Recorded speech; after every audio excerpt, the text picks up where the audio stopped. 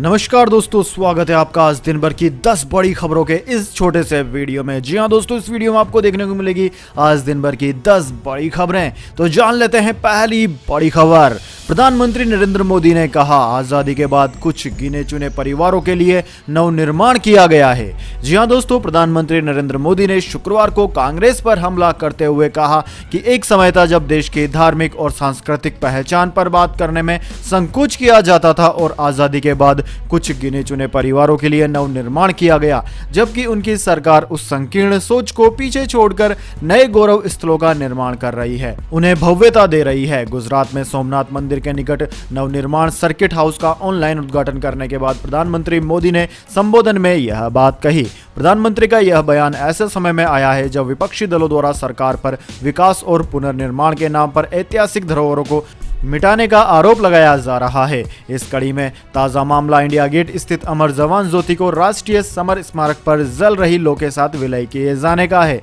विपक्षी दलों का कहना है कि यह कदम सैनिकों के बलिदान के इतिहास को मिटाने की तरह है। इसके बाद दोस्तों अगली बड़ी खबर, दिल्ली में फिलहाल नहीं खुलेंगे स्कूल, फरवरी में कोरोना के मामलों को देखकर लिया जाएगा फैसला।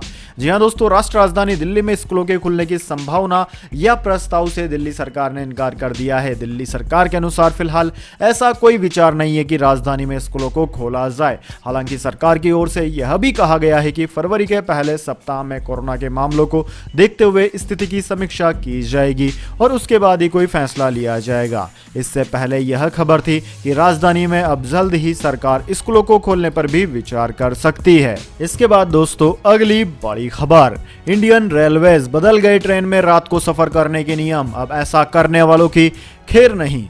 जी हां दोस्तों, भारतीय रेलवे की तरफ से ट्रेन में यात्रा करने के नियमों में समय समय पर बदलाव किया जाता रहा है।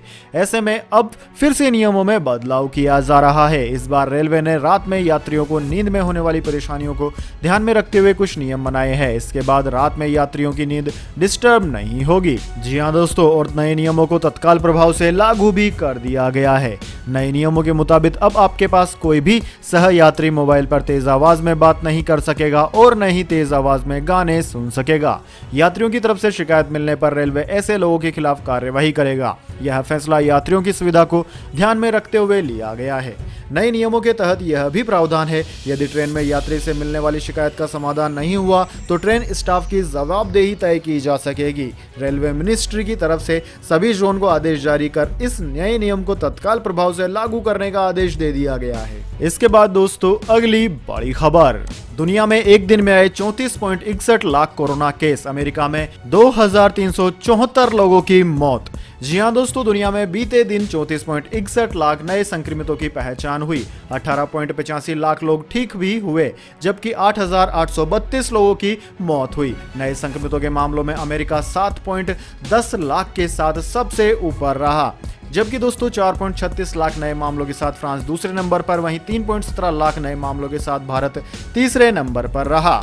दोस्तों अमेरिका में 2374 नई मौतें दर्ज की गई। एक्टिव केस के मामले में अमेरिका टॉप पर है। पूरी दुनिया में 6.7 करोड़ एक्टिव केस हैं, इनमें से 2.5 करोड़ अकेले अमेरिका में है। अब तक करीब 33.92 करोड़ से ज्यादा लोग इस महामारी की चपेट में आ चुके हैं। इनमें से 27.28 करोड़ लोग ठीक भी हो चुके हैं। वहीं इस महामारी की वजह से 55.83 लाख लोगों ने अब तक जान गंवा दी है। इसके बाद दोस्तों अगली बड़ी खबर, सरकार की नई गाइडलाइंस, 12 साल से बड़े बच्चों को जरूर पहनाएं मास्क, 18 साल से कम उम्र में एस्टेरॉइड से इलाज नहीं। जी हां दोस्तों, कोरोना वायरस से बचाव के लिए लगातार मास्क लगाने के कारण बॉडी पर साइड इफेक्ट्स पर चर्चाओं के बीच केंद्र सरकार ने नई गाइडलाइंस जारी की है। केंद्रीय स्वास्थ्य मंत्रालय ने नई गाइडलाइंस में खास तौर पर बच्चों के मास्क प्रोटोकॉल को स्पष्ट किया है। साथ ही उनके कोरोना वायरस संक्रमण की चपेट में आने पर किए जाने वाले इलाज का प्रोटोकॉल भी बता दिया है। दोस्तों मंत्रालय ने साफ तौर पर कहा है कि 5 साल से छोटे बच्चों को मास्क पहनने की जरूरत नहीं है, लेकिन 12 साल या उससे ज्यादा उम्र के बच्चों को हर हाल में वयस्कों की तरह ही मास्क पहनना चाहिए। साथ ही मंत्रालय ने कहा कि 18 साल से कम उम्र वाले किसी भी बच्चे या किशोर का इलाज करने के दौरान उन्हें मोनोक्लोनल एंटीबॉडी नहीं दिए जाएंगे। दोस्तों आपकी जानकारी के लिए बता दें, नई गाइडलाइन में साफ तौर पर जिक्र कर दिया गया है कि 5 साल या उससे कम उम्र के बच्चों को मास्क नहीं पहनना चाहिए। 6 साल से 11 साल तक के उम्र के बच्चों को मास्क पहनाया जा सकता है। ऐसे बच्चों को मास्क पहनाना है या नहीं, ये पेरेंट्स जरूरत के हिसाब से तय करेंगे। 12 साल से बड़ी उम्र के बच्चों को वयस्कों की तरह ही मास्क का इस्तेमाल करना होगा। इसके अलावा सरकार ने यह भी कहा है कि 18 साल से कम उम्र के लोगों को एस्टेरॉयड्स नहीं दिए जाएंगे। इसके बाद दोस्तों अगली बड़ी खबर, केजरीवाल के खिलाफ मानहानि मुकदमा करेंगे सीएम चन्नी, ऐसी फोटो पर जताई आपत्ति। जी हां दोस्तों, पंजाब में विधानसभा चुनाव नजदीक आते आते सियासी सरगर्मी तेज हो गई है। अब मुख्यमंत्री चरणजीत सिंह चन्नी ने आम आदमी पार्टी सुप्रीमो अरविंद केजरीवाल के खिलाफ मानहानि का मुकदमा दर्ज कराने की धमकी दी है। चन्नी का आरोप है कि पंजाब विधानसभा चुनाव से पहले केजरीवाल उनकी छवि खराब करने के लिए अपमानजनक बयानबाजी कर रहे हैं। सीएम चन्नी ने शुक्रवार को कहा कि मैंने कांग्रेस आलाकमान से आम आदमी पार्टी के दिल्ली सीएम अरविंद केजरीवाल के खिलाफ मानहानि का मामला दर्ज कराने की अनुमति मांगी है, क्योंकि उन्होंने अपने आधिकारिक सोशल मीडिया अकाउंट्स पर नकदी के साथ मेरी छेड़छाड़ की गई फोटो पोस्ट की और मुझे एक बेईमान व्यक्ति करार दिया। यह बेहद निंदनीय और अस्वीकार्य है। इसके बाद दोस्तों अगली बड़ी खबर, प्रधानमंत्री मोदी ने जो बाइडेन जैसे दिग्गजों को इस मामले में पछाड़ा, बने दुनिया के सबसे लोकप्रिय नेता। जी हां दोस्तों, प्रधानमंत्री नरेंद्र मोदी की लोकप्रियता का डंका भारत के साथ साथ दुनिया में बज चुका है और ग्लोबल लीडर अप्रूवल रेटिंग की लिस्ट में टॉप पर बने हुए हैं। अमेरिका की data intelligence firm morning consult ने दुनिया भर के नेताओं की ग्लोबल अप्रूवल रेटिंग को लेकर एक ताज़ा सर्वे कर नेताओं की लोकप्रियता का पता लगाया, जिसमें पीएम मोदी के सामने दूर दूर तक कोई नहीं है। ग्लोबल लीडर अप्रूवल रेटिंग की लिस्ट में पीएम नरेंद्र मोदी की रेटिंग 71% है और उन्होंने अमेरिकी राष्ट्रपति जो बाइडेन जैसे दिग्गज को पछाड़ दिया।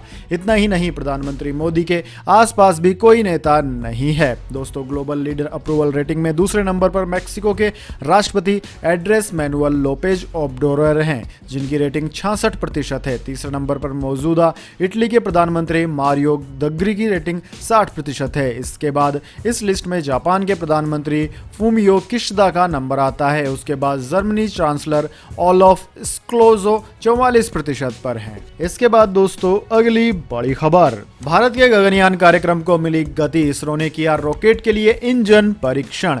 जी हां दोस्तों, भारतीय अंतरिक्ष अनुसंधान संगठन इसरो ने हाई थ्रस्ट डेवलप इंजन का सफलतापूर्वक परीक्षण किया। यह रॉकेट को शक्ति प्रदान करेगा और मनुष्यों को अंतरिक्ष में लेकर जाएगा। इसरो के अनुसार गगनयान मानव अंतरिक्ष मिशन के डेवलप इंजन पर तमिलनाडु के महेंद्रगिरी में इसरो प्रॉब्लम्स कॉम्प्लेक्स में 25 सेकंड के लिए परीक्षण किया गया। भारतीय अंतरिक्ष एजेंसी ने कहा कि पहले से ही 2 इंजन का 480 सेकंड समय तक परीक्षण किया जा चुका है। गुरुवार को किया गया परीक्षण सामान्य परिचालन स्थितियों से अलग इंजन की मजबूती की जांच करने के लिए था। इंजन के प्रदर्शन ने परीक्षण के उद्देश्यों को पूरा किया और इंजन के पैरामीटर परीक्षण के दौरान काफी हद तक सफल रहे। इसके बाद दोस्तों अगली बड़ी खबर, व्हाट्सएप टेलीग्राम से न करें शेयर सेंसिटिव सूचनाएं, सरकार ने मंत्रालयों को जारी की एडवाइजरी। जी हां दोस्तों, देश की सुरक्षा को देखते हुए केंद्र सरकार ने सभी मंत्रालयों और विभागों से कहा है कि वह कोई भी क्लासिफाइड या फिर सेंसिटिव जानकारियों को व्हाट्सएप या टेलीग्राम के जरिए शेयर न करें। इसके लिए बाकायदा एक एडवाइजरी भी जारी की गई है। सरकार ने सुरक्षा एजेंसियों की उस रिपोर्ट के बाद से सभी मंत्रालयों को एक एडवाइजरी जारी की, जिसमें कहा गया है कि ज्यादातर मोबाइल ऐप के सर्वर विदेशों में है और ऐसे में कोई भी कॉन्फिडेंशियल जानकारी मोबाइल ऐप के जरिए शेयर करने से देश की सुरक्षा को खतरा हो सकता है और संवेदनशील जानकारियां देश से बाहर जा सकती है। दरअसल दोस्तों, वर्क फ्रॉम होम के दौरान होने वाले ज्यादातर वर्चुअल मीटिंग्स को लेकर भी सुरक्षा एजेंसियों ने आशंका जताई है। वर्चुअल कॉन्फ्रेंस के दौरान इस्तेमाल किए जाने वाली जानकारियों के भी लीक होने का खतरा है। ऐसे में एनआईसी द्वारा सुझाए गए एप्लीकेशंस का ही इस्तेमाल किया जाए। इसके बाद दोस्तों अगली बड़ी खबर, कंगना रनावत को सुप्रीम कोर्ट ने दी राहत, सोशल मीडिया पोस्ट पर सेंसर मांग वाली याचिका हुई खारिज। जी हां दोस्तों, देश की सर्वोच्च अदालत की तरफ से एक्ट्रेस कंगना रनावत को बड़ी राहत मिली है। सुप्रीम कोर्ट ने शुक्रवार को अपने एक फैसले में कंगना रनावत के खिलाफ दायर याचिका को खारिज कर दिया। यह याचिका 3 कृषि कानूनों का विरोध कर रहे सिख समुदाय के खिलाफ पोस्ट करने पर कंगना के खिलाफ एक वकील की तरफ से दायर की गई थी।